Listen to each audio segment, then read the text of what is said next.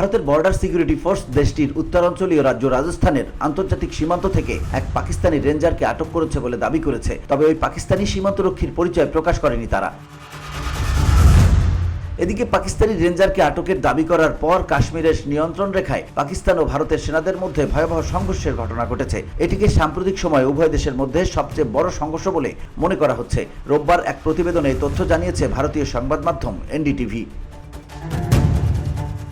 সংবাদ মাধ্যমটি বলছে, ভারতের সীমান্তরক্ষী বাহিনী বিএসএফ রাজস্থানের আন্তর্জাতিক সীমান্ত থেকে এক পাকিস্তানি রেঞ্জারকে আটক করেছে। এ ঘটনা এমন এক সময়ে ঘটল যখন পাকিস্তান গত 23 April BSF constable Purnam Kumar সাহুকে আটক করে। পাঞ্জাবের ফিরোজপুর সেক্টরে কৃষকদের পাহারা দেওয়ার দায়িত্বে ছিলেন সাহু।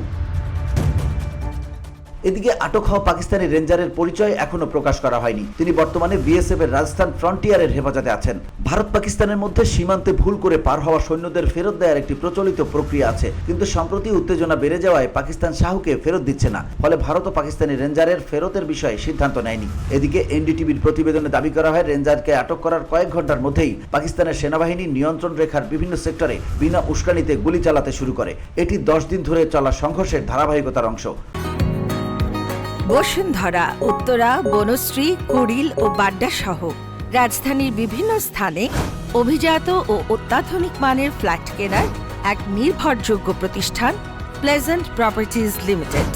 তাই আপনার স্বপ্নের আবাসনের জন্য আজই যোগাযোগ করুন। Pleasant properties limited, where destiny matches eventually.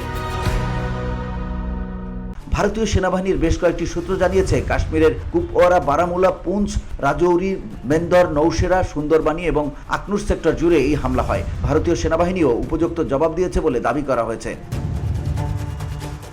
এটি সাম্প্রতিক সময়ের মধ্যে সবচেয়ে বড় সংঘর্ষ, যেখানে একসঙ্গে সবচেয়ে বেশি পাকিস্তানি পোস্ট অংশ নেয়। অবশ্য এখনো পর্যন্ত কোনো প্রাণহানির খবর পাওয়া যায়নি। অন্যদিকে বিএসএফ সদস্য সাহুর মুক্তির জন্য একাধিক বৈঠক হলেও পাকিস্তান এখনো কোনো সময়সীমা বা অবস্থান স্পষ্ট করেনি।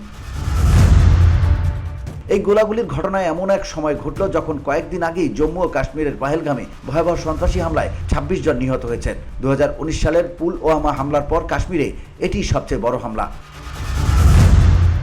VOD Bangla news desk.